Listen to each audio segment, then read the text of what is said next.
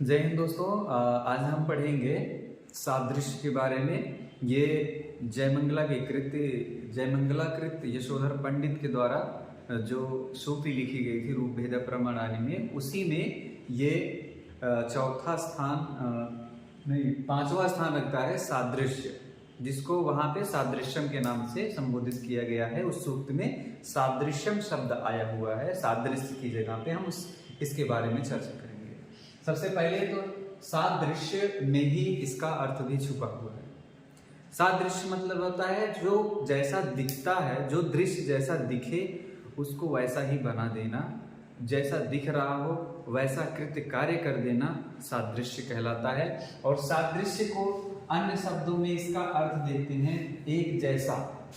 कोई एक जैसा कार्य करता है तो वहां भी सादृश्य होगा, हुबहू कार्य करता है तो वहां भी सादृश्य होगा। यथार्थ का मतलब होता है जैसा एक समय में, एक निश्चित समय में जैसा रूप रंग दिखाई दे वैसा ही बना देना यथार्थ कहलाता है। और यथार्थ में सादृश्य का भाव होता है। सादृश्य भी उसी को कह सकते हैं। जैसे धूप होती है, सूरज सुबह में बड़ा आकार में दिखता है और उसका जो रंग होता है वो लालिमा युक्त होता है, तो हम वहाँ पे जो है उसको बड़ा आकार में बनाते हैं और लालिमा से युक्त रंगों का हम मिश्रण करते हैं। मतलब उस टाइम पे जो चीज़ें जैसे दिखती हैं वैसा ही बना देते हैं, वहाँ यथार्थ होता है। और वही सूरज जो है दोपहर में लगभग 12 बजे के बाद से, तो उसका रंग कैसा हो जाता है, एकदम सफ़ेद हो जाता है। तो हम सूरज तो वही है लेकिन अलग अलग समय में उसी सूरज का रंग बदलता रहता है। तो वैसे ही हर व्यक्ति का स्वरूप रंग वो जो है सूर्य के प्रकाश के कारण जो है वो अलग अलग दिखाई देता है और उसको अलग अलग समय में जैसा दिख रहा हो वैसा ही प्रभाव दिखाना या वैसा ही बना देना यथार्थ कहलाता है, जो कि यह सादृश्य के संदर्भ में भी प्रयोग किया जाता है। फिर इसका आगे अर्थ होता है प्रति। इसको प्रति भी बोलते हैं। प्रति का मतलब होता है अंग्रेजी में हम इसको कॉपी कहते हैं।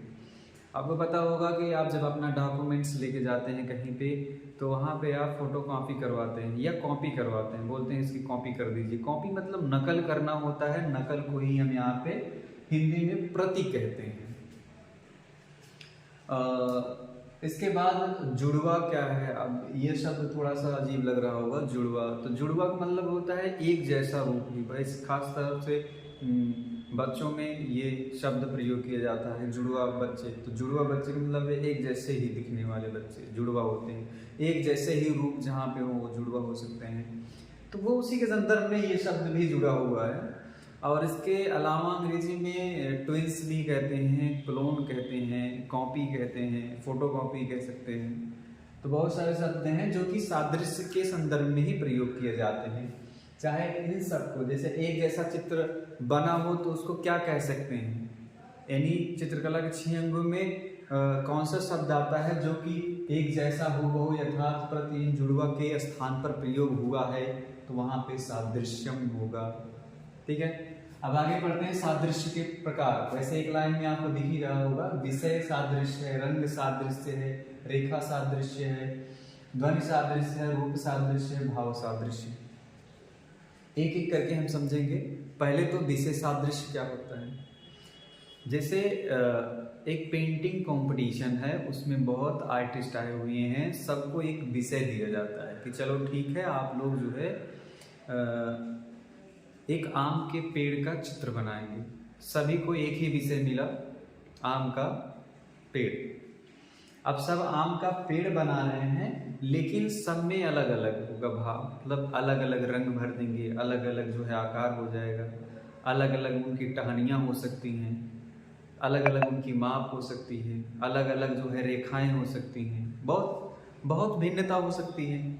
लेकिन उनके विषय में भिन्नता तो नहीं है, वहाँ सबका विषय एक जैसा ही है, मतलब सबको पेड़ बनाना है। तो जब सभी के विषय एक समान हैं, एक जैसे हैं, तो वहां पे कह सकते हैं विषय सादृश्य।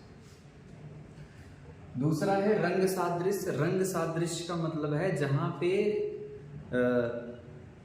किसी आकृति में जो रंग भरे जाते हों, एक जैसे ही रंग अगर भरे गए हों तो उसको हम रंग सादृश्य कहेंगे। जैसे आम का, अगर हमने कहा आम को बनाइए, आम या आम का फल अगर बनाने को दिया गया चित्र, तो वहाँ पे सभी आर्टिस्ट कोई पीले रंग में भर देगा, पीले रंग में आम बना देगा, कोई हरे रंग में आम बना देगा, पूरा कच्चा आम दिखा देगा, तो कोई जो है आधा पका आधा कच्चा आम दिखा सकता है, या पूरे पीले टोन में बना देगा, कोई लाल टोन में बना देगा। उनके रंगों में भिन्नता पाई जा सकती है। लेकिन जब रंगों में भिन्नता ना पाई जाए तो, जैसे मान लीजिए सभी आर्टिस्ट ने, सभी चित्रकार ने उस आम को हरे रंग में भरा या हरे रंग में आम को बना दिया, तो वहां पे एक रंग है, रंग में समानता है, तो वहां पे हम क्या कह सकते हैं, रंग सादृश्य।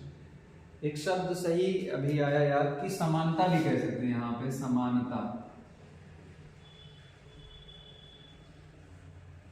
समानता भी हो सकता है यहाँ पे।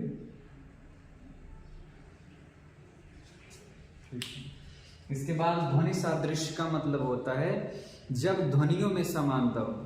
जब जैसे मैं बोल रहा हूँ, मेरे जैसे अगर कोई बोलने वाला हो गया जिसकी आवाज़ मेरे जैसी हो, तो वहाँ पे ध्वनि सादृश्य हो जाएगा। मान के चलिए एक मिमिक्री शब्द आता है, मिमिक्री मतलब होता है आवाज़ की नकल करने वाला। तो यहाँ पे ध्वनि सादृश्य का मतलब होता है जब किसी की ध्वनि या किसी की आवाज़ की नकल कोई करे ठीक वैसा ही, तो वहाँ पे ध्वनि सादृश्य होगा। जैसे हम अभी रेडियो पे बात करें तो हम किसी का शक्ल तो देखते नहीं हैं, लेकिन रेडियो पे अगर हम किसी की आवाज़ सुनते हैं तो उससे अंदाज़ा लगाते हैं कि फला व्यक्ति बोल रहा होगा।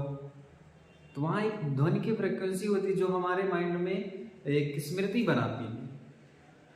अब वही चीज़ कि अब कोई दूसरा व्यक्ति भी उनकी आवाज़ की नकल कर रहा हो, तो हम उस आवाज़ से हम कहते हैं नहीं फला व्यक्ति जो है बोल रहा है। ये ध्वनि सादृश्य कहलाता है। इसके बाद रूप सादृश्य आता है। रूप सादृश्य का मतलब होता है जैसे अब किसी ने रूप बनाया, जो रूप बनाया हुआ है, रूप में मान लीजिए हमने अमिताभ बच्चन का बोला कि आप अमिताभ बच्चन का पोर्ट्रेट बनाइए, आप मोदी जी का जो है पोर्ट्रेट बनाइए, तो वहाँ पे अगर मोदी जी का पोर्ट्रेट बन रहा है तो रूप सादृश्य तभी कहा जाएगा। अमिताभ बच्चन का रूप बन रहा है तभी रूप सादृश्य कहा जाएगा। अन्यथा वहाँ तो जो है अमिताभ बच्चन की जगह में सोनू सूद का चेहरा मिक्स हो सकता है। तो जहाँ पे नाम ना लिखा हो, सिर्फ रूप को देखकर उस व्यक्ति की पहचान हो सके, वहाँ पे रूप सादृश्य हो सकता है। अमिताभ बच्चन का जो है चित्र बनाया गया, तो उस चित्र में रूप किसका है, अमिताभ बच्चन का है। अगर दूसरा चित्र भी अमिताभ बच्चन का सेम बन रहा है तो वहाँ पे क्या होगा, रूप सादृश्य हो जाएगा। ठीक है ना, रूप सादृश्य हो जाएगा।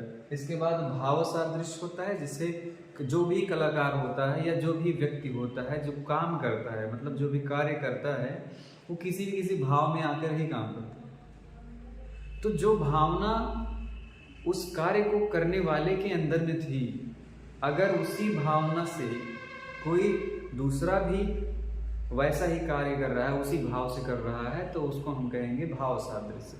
शायद समझ में नहीं आया होगा, हम एक बार फिर से अच्छे से समझाने का प्रयास करते हैं। मान लीजिए किसी ने कहा कि आपको दुख का चित्र बनाना है, जिसमें दुख दिखता, जिसमें दुख का भाव उत्पन्न होता, जिसमें करुणा हो।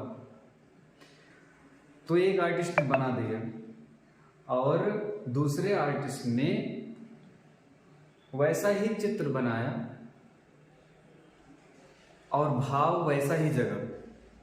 मतलब है कि जैसे एक चित्र ये है और एक चित्र ये है, ये दो आर्टिस्ट ने दो चित्र बनाया। चित्र तो बना नहीं है,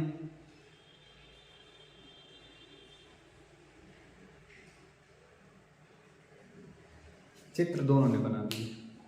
अगर यहाँ भाव दुख का उत्पन्न हो रहा है और यहाँ भी भाव दुख का ही उत्पन्न हो रहा है, ये दो आर्टिस्ट अलग अलग आर्टिस्ट ने बनाया हुआ है, तो अगर भाव समान है, भाव एक जैसे ही हो रहे हैं, भाव इन दोनों चित्रों से एक जैसे ही निकल रहे हैं, तो वहां पे हम भाव सादृश्य कहते हैं। ठीक है, वो भाव सादृश्य होता है। हम कोई चित्र बना दें जिस चित्र को देखकर कोई हंसने लगे, ऐसा ही और कोई चित्र बना दे जिससे हंसने का भाव उत्पन्न हो जाए। चित्र अलग अलग हो सकता है, लेकिन भाव हंसना, हास्य भाव अगर दोनों में उत्पन्न हो रहा है, वहां पे हम भाव सादृश्य कहेंगे। यहाँ पे प्रतिलिपि, प्रतिकृति, अनुकृति, छायाकृति, छायाप्रति को ही हम फोटो कॉपी कहते हैं। प्रति मतलब कॉपी करना, नकल करना, छाया मतलब फोटो होता है, यानी फोटो को हम हिंदी में छाया कहते हैं। और यहाँ सबसे पहले प्रति कहते हैं। प्रति का मतलब नकल करना, मैंने बताया कॉपी करना, नकल करना। प्रति का मतलब, लिपि का मतलब होता है लेख से संबंधित है। मान के चलिए कि किसी की लेखन शैली बहुत अच्छी है, आपने उसके लेखन शैली को ही कॉपी कर लिया, नकल कर लिया, एकदम वैसा ही जैसा वो फला व्यक्ति ने लिखा था वैसा ही आपने भी लिखा, तो वहां पे क्या शब्द प्रयोग किया जाएगा, उसे हम कहेंगे प्रतिलिपि। प्रतिकृति का मतलब होता है, यहाँ पे प्रति मतलब वही नकल करना, कॉपी करना, और कृति का मतलब होता है कार्य होता है। अब वो कार्य कुछ भी हो सकता है, वो संगीत हो सकता है, वो नृत्य हो सकता है, वो चित्र हो सकता है, वो मूर्ति कला हो सकती है, वो अन्यत्र कुछ भी, कोई भी लेखन कला भी हो सकती है। अगर हम किसी की कृति की जो है नकल करते हैं, किसी के कार्य की नकल करते हैं, तो उसको हम प्रतिकृति कहते हैं। ठीक है, इसके बाद अनुकृति। अनुकृति का मतलब यहाँ पे एक शब्द है अनु, और ये है कृति। कृति मतलब अभी बताया है, कृति का मतलब कार्य होता है, अनु का मतलब क्या होता है, अनुसरण करना, किसी के कार्य के प्रति जो है सहानुभूत हो जाना, उसके जो है कार्य को देखकर वैसा ही कार्य करने के लिए विवश हो जाना, प्रभावित हो जाना, और उन्हीं के राह पर चलना, अनुसरण करना, क्या कहलाता है, अनुकृति। किसी की कृतियों का अनुकरण करना अनुकृति कहलाता है। और छाया प्रति मैंने बता ही दिया, छाया प्रति को ही अंग्रेजी में फोटोकॉपी कहते हैं। ठीक है, आई होप जो है ये वीडियो आपको समझ में आ गया होगा। ये सादृश्य यानी चित्रकला के 6 अंगों में 5वां स्थान पे आता है, सादृश्यम के नाम से इसकी व्याख्या हो चुकी है। अगले वीडियो जो है चित्रकला के 6 अंगों का 6ठा जो अंग है उसके बारे में हम चर्चा करेंगे। और एक चीज है कि जो रूप भेद है, प्रमाण है, भाव, लावण्य, योजना, सादृश्य, वर्णिका, भंग, ये सब जो है अंग है। अंग का मतलब समझ रहे हैं ना, जिनकी वजह से कोई शरीर का पूर्ण होना ना हो। मतलब जैसे एक इंसान का शरीर है, उसके आर्गन्स, अंग जो होते हैं, जिनकी वजह है कि अगर वो ना रहे तो इंसान जीवित ही ना रहे, इंसान का कोई अस्तित्व ही नहीं है, ऐसे अंगों का ना होना व्यर्थ ही है। इसीलिए अंग किसको बोलते हैं कि चित्रकला में वो उसे अंग कहेंगे जिसके ना रहने पर चित्र पूर्ण नहीं हो सकता है। ठीक है, जहां पे अंग किसे बोलेंगे, अगर चित्र के जो है संदर्भ में हम अंग समझना चाह रहे हैं, तो चित्रकला में अंग वो हो सकते हैं जिनकी वजह से, जिनके ना रहने पर चित्र पूर्ण नहीं हो सकता है। ठीक है, एक संपूर्ण चित्र में जो जो चीजें होना अनिवार्य है उसे हम अंग कहते हैं। जैसे कोई चित्र आप बनाते हैं तो वहां पे रूप होता है, रूप का होना जरूरी है, उनमें अंतर होना भी जरूरी है। मानव तो एक जाति समूह है, लेकिन मनुष्य में अलग अलग, मनुष्य की अलग अलग पहचान होती, रूपरेखा होती है, तो वहाँ पे रूप भेद आता है, वो एक अंग है। प्रमाण होता है, हर इंसान, हर जीव, हर रूप की एक आकृति होती है, उसका एक माप होता है, इसीलिए प्रमाण भी एक अंग है। भाव, हर चीज का एक भाव होता है, चाहे वो दृश्य हो, चाहे वो इंसान हो, चाहे उसके जो है इमोशंस हो, चाहे उसके कार्य हो, हर चीज में, हर वस्तु में, हर पदार्थ में भाव छिपा होता है, और भाव का रहना भी जरूरी होता है। इसीलिए चित्रकला का वो तीसरा अंग भाव होता है। लावण्य योजना मतलब होता है सुंदर योजना होना भी जरूरी है, ये भी उसी का अंग है। कि सुंदर योजना होना चाहिए। और सुंदर योजना नहीं रहेगा तो किसी को पूर्ण नहीं बना सकते, वहाँ अधूरा हो जाएगा।